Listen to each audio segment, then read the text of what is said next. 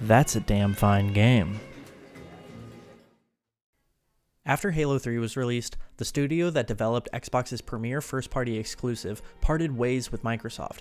Although Bungie continued to work on Halo games until 2010, this left the tech giant without a development studio for the Halo franchise and led to the creation of 343 Industries. 343's Halo games haven't always been met with open arms by fans of the series, and when it comes to Halo 5 Guardians narrative, I can see why. But I've always been rooting for them as Bungie left masterpiece-sized shoes to fill, and that's no easy task. 14 years after their founding, I believe 343 Industries have finally hit the mark with Halo Infinite. Despite the difficult development cycle and the free-to-play multiplayer's brutal progression system, the package of campaign, multiplayer, and Sandbox have all come together in a way that is incredibly fun and reminds us all why we love Halo and its characters. Today, I want to take a look at how this package comes together and detail my experience playing Halo Infinite on both Xbox Series S and PC. My system specs are in the description below. Hold on to your UNSC military-issued hats, folks. The Master Chief is back. Before the days of online multiplayer, it was imperative that a game have a good story to captivate players. Halo Combat Evolved changed everything for console first-person shooter narratives, and its Bungie-developed sequels have always managed to follow up their predecessors in a way that satisfied fans. Since 343 took over, the campaign experience has flip-flopped. Halo 4 was a great first outing for the studio, while Halo 5 Guardians, not so much. I'm happy to let you know that 343 has flipped in the right direction. Halo Infinite's campaign narrows the scope of the plot, tugs at your heartstrings with the story and characters, and introduces an open world that is both fun to explore and creates opportunities for player-driven stories. After a run-in with the Banished and the warlord known as Atriox, the Chief is defeated and thrown into the void of space. A lone UNSC pilot finds the Master Chief floating through the final frontier and brings him aboard Pelican Echo 216. After restoring power to the Chief's armor, Spartan 117 and the pilot set off for Installation 07, also known as Zeta Halo. The Chief's mission this time around is to locate the artificial intelligence known as the Weapon and use her to find and eliminate Cortana once and for all, while also foiling the plans that the Banished has for Zeta Halo. This blending of the past and present makes Halo Infinite feel like a proper continuation for the series, but leaves behind all the unwanted baggage of the last two games, and even introduces the Banished to players that might not have ever played Halo Wars 2. Along our mission to find Cortana, I found that the characters and their motivations had way more personal depth than previous Halo games. The Chief and Cortana always carried the load in that department, but this time around, the pilot of Echo 216 and the Weapon shine bright and take what could have been surface-level characters to depths the franchise really hasn't seen before. Infinite highlights the Master Chief's respect for fellow soldiers by showing him pausing to pay respects to fallen Spartans, and even respectfully borrowing a weapon from a deceased ally during one of the opening cutscenes, which I think was 343's way of setting the tone for Chief in this game. This brought a buried side of Master Chief to the surface, and isn't just a throwaway trait our hero displays once or twice. This reverence for soldiers is shown throughout the entire campaign and succeeds in enriching the story and the Master Chief's character. Spartan 117 isn't just the man of action we know and love, he's also kind of a softie. I was skeptical of Halo Infinite's campaign being open world, but was pleasantly surprised by how it was implemented. I think it holds the plot back in terms of scale, as it's not really a planet-hopping story about intergalactic conflict, but I didn't mind the game being more narrow with the scope of its plot. I even found that I was having more fun in the open world than I was during the main story missions, and if 343 were to keep this formula for future games, I think they should change the way the story missions are structured.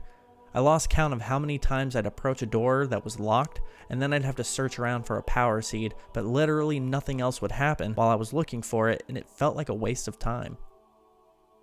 While exploring Zeta Halo, you can find audio logs that fill in some of the backstory for Installation 07 and the Banished.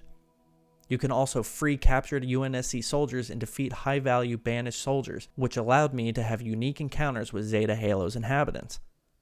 Hearing the Weapon inform me of a high-value target in the area would derail my trek to the next mission in a way that didn't distract from the overall experience at all. Locating the target and finding a way to strategically bring them down felt like it was more a part of the overall mission than a distraction from it. Plus, getting beaten by an overpowered grunt and feeling the fire in my soul to reverse that L I had taken was a lot more fun than I thought it would be. I would like to add that the high value targets are bullet sponges and are pretty easy to defeat. I imagine playing on Legendary will change this, but I thought I would mention it. I beat the game without taking down all of the high value targets, but luckily the game allows you to go back and take them out on your own time, which I absolutely plan on doing. The boss fights during the main missions are essentially high value targets included in the missions, and despite using the environment to their advantage in some instances, they feel a little underwhelming. Again, I imagine fighting them on Legendary will change that, but outside of them being more absorbent bullet sponges that hit back a little harder, I don't see them being any more interesting by being a little tougher to beat. Despite being open world, the game felt more concise and focused. I found that to be really refreshing for the series, and I hope that 343 continues to keep the story tight moving forward while also letting the player lengthen the duration of their playtime with the side quests that the open world allows. The campaign is on the shorter side as a result, but I don't think it ever overstayed its welcome. I beat the game in about 10 hours, but it was a splendid 10 hours that I plan on returning to several times, and when you consider previous Halo games have about the same runtime without the open world, it might be possible to spend more time in Halo Infinite. A huge letdown at the time of release is the lack of a cooperative mode. Someone in a party chat asked if anyone wanted to play co-op, and when they were informed that co-op wasn't available yet, everyone that didn't already know groaned in unison. Co-op is a huge part of Halo, and it's seriously a letdown that it was omitted. Although, it's great to know that it will be available eventually. Better late than never, I suppose. In terms of performance, I mostly played through the campaign on my Xbox Series S in performance mode, and was pleased with the consistency of the frame rate. I could definitely tell when the dynamic resolution was scaled back, but that's the trade-off I made when purchasing a Series S. I also played the campaign briefly on my PC and noticed that even at 1080p, the open world had a hard time staying locked at 60 frames per second with ultra settings. But when I bumped it down to high, 60 FPS didn't budge. I can play the multiplayer at a locked 60 FPS with ultra settings, so this has to be a result of the open world needing to load a lot more textures, but I'm no Digital Foundry, so take that with a grain of salt. Even after I've squeezed all of the blood out of the stone that is the Halo Infinite's rock-solid campaign, there's another side of the game that will inevitably keep me coming back for more, and that's the multiplayer. I distinctly remember a time when I would turn on my original Xbox and literally every friend on my friends list was playing Halo 2. As Xbox Live became more popular during the Xbox 360 generation, games like Gears of War and Call of Duty pulled focus away from Halo, but then Halo 3 came along and stole the show. For the first time since then, Halo has managed to accomplish that same feat with Halo Infinite's multiplayer suite, despite the issues that come with the free-to-play packaging. At the time of its release, Halo Infinite's multiplayer features a handful of playlists to keep Spartans on the battlefield. You have your standard social player versus player mode called Quick Play, which cycles through game modes randomly. The modes are Slayer, Strongholds, Oddball, and Capture the Flag, which is sometimes One Flag CTF. Then there's Ranked PvP, the tried and true Halo multiplayer mode, featuring the battle rifle as the starting weapon, the lack of a motion tracker, and a ranking system that requires the player to play 10 matches to determine their skill level. Then it's up to the player to maintain or improve to rise through the rankings. I played the ranked playlist for 4 hours straight one night with a fire team of my best friends, and we had a blast. Even though I'm not the most competitive player on the planet, seeing the competitive side of Twitter explode with Halo Infinite clips and videos is really exciting and shows me that players are really enjoying playing Infinite competitively. The ranked playlist also shuffles through Slayer, Strongholds, Oddball, and Capture the Flag game modes. Big Team Battle makes a return and is a spectacular reprieve from the arena-focused playlist I mentioned before. There's always been something special about Halo's Big Team Battle playlists, and Halo Infinite manages to capture that feeling. Getting a win in a super sweaty ranked game of Strongholds is a lot of fun, especially when your fire team is communicating and pulling off plays, but nothing really compares to storming an enemy flag in a Warthog with your friends, stealing the flag and speeding off back to your base as bullets fly over your head. Big Team Battle features Slayer, Total Control, Capture the Flag, and Stockpile game types, and again, the modes are randomly assigned per game. Lastly, there's Bot Boot Camp, which allows players to learn how to play the game's different game types in 4 vs 4 arena matches against Marine level bots. which is essentially normal difficulty. It's a welcomed mode that also provides an opportunity for fireteams to warm up before jumping right into ranked matches or even quick play. Bot Bootcamp features the same game modes as quick play and shuffles through them as well. Also, a quick side note, daily experience rewards can be earned in Bot Bootcamp. If you don't have a lot of time but want to make Battle Pass progression, pop an XP boost and play 7 quick bot matches to earn a lot of experience. Plus, weekly challenges that don't specify a PvP requirement can be completed in Bot Bootcamp as well. Maybe the biggest criticism I have with this game is the multiplayer's Battle Pass progression system and how it affects some of the franchise's lifelong multiplayer attributes. 343 has tweaked the amount of daily Battle Pass experience a player can earn during the multiplayer beta before the game's official release, and it's in a much better state now, but it still has issues. In previous games, the player could customize their Spartan's armor color and emblem as they saw fit, and now, thanks to the multiplayer being free to play, these features are locked behind Battle Pass progression or microtransactions. It's really a shame as it takes advantage of a player's fear of missing out and feels like 343 had no choice but to take long-standing traditions and put them behind a paywall due to what I assume was pressure from the publisher to make the multiplayer free to play. This game is near perfect, and in modern gaming fashion, the almighty dollar is responsible for the game's biggest misstep. During the time of writing this review, new playlists and updated challenges for the multiplayer have been announced and will be released on December 14th. The challenges are being altered to make it easier to progress through the Battle Pass, and the playlists that are being added are a dedicated Slayer, Fiesta, Free-for-All, and Tactical Slayer, which is SWAT. Why wouldn't they just call it SWAT? Custom games are back, and this is the first time since Halo 3 that I've had a custom game going with over 8 people in the lobby. Customs are a huge part of why I love Halo, so seeing that people are willing to run customs and not just sweaty, competitive games is a huge relief for me. The only downside that I can think of is that there's no ability to search for custom games at the time of this review. Hopefully they'll add that eventually, as it's a great addition to the Master Chief Collection. But you can download player-made game modes, which have been super helpful for quickly trying something new with friends. In regards to performance, the multiplayer runs at a consistent 60 FPS with a decent resolution on my Xbox Series S, and as I mentioned before, my PC runs at 1080p with ultra settings at a locked 60 FPS as well. When hooked up to my 4K TV, I can run the game at a locked 60 FPS, but definitely not at ultra settings. Mostly low to medium with a handful of them set to ultra to reduce pop-in. Despite the Battle Pass gating off some features that used to come standard in previous Halo games, Infinite's multiplayer is still a blast to play, and that's because the gameplay is solid and experimenting in the sandbox is as fun as it's ever been. The intriguing story and Battle Pass issues aside, what makes the campaign and multiplayer for Halo so memorable is the gameplay. The weapons, equipment, and physics are the recipe for Halo's spectacular sandbox, and Infinite manages to bring everything we love into the mix, while also adding elements that have the potential to change the way we play Halo forever. Halo Infinite features a plethora of iconic weapons like the assault rifle, needler, battle rifle, etc., and also introduces new favorites like the Mangler, Skewer, and Commando. There's a diverse arsenal to choose from, and whether you're rushing for power weapons in multiplayer or selecting your favorites at a forward operating base for your next mission in the campaign, you're always a button press away from feeling like a truly powerful Spartan. Equipment was introduced to fans in Halo 3 and added a layer to the combat that literally changed the game in an incredibly special way. The implementation of a bubble shield or power drain could change the course of a battle or be used in creative ways to create unique plays in multiplayer.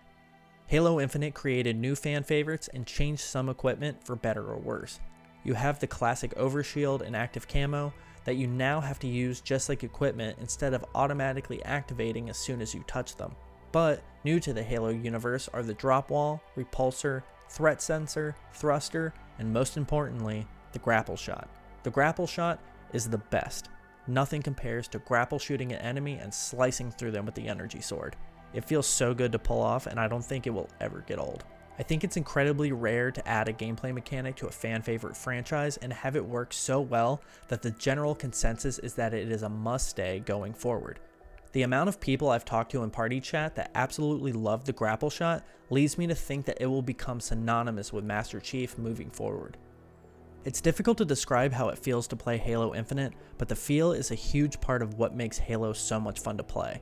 There's a lot of great first-person shooters out there these days, and even compared to fast-paced, twitchy shooters, Halo feels modern without adopting every modern FPS feature. Even when non-traditional features like sprint or clamber are added, this time they're implemented in a way that negates the complaints of the past.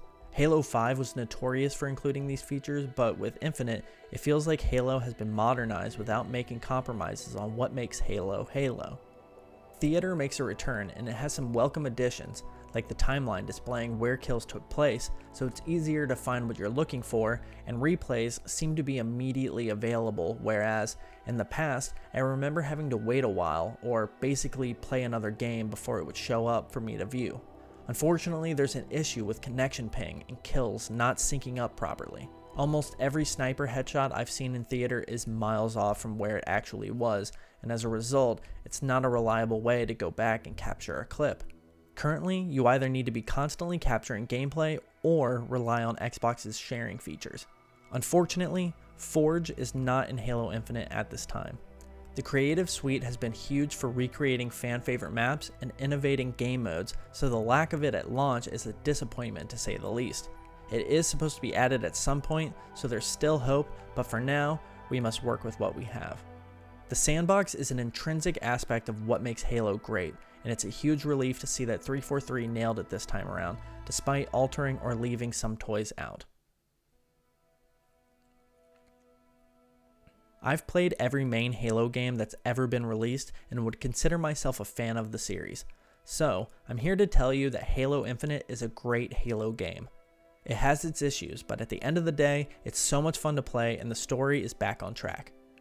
Considering the multiplayer is free to play and the campaign is available with Game Pass, there's really no reason not to give it a try.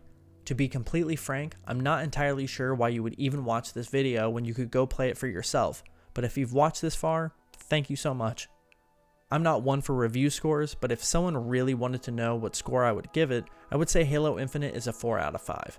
It's well above average, but just misses being a 5 out of 5 due to player customization features being locked behind Battle Pass progression and microtransactions. Plus, the disconnect between how much fun the open world is and how the main story mission succeeded in delivering exposition but felt hollow on the gameplay side of things is tough to overlook, especially when you consider the lackluster boss fights.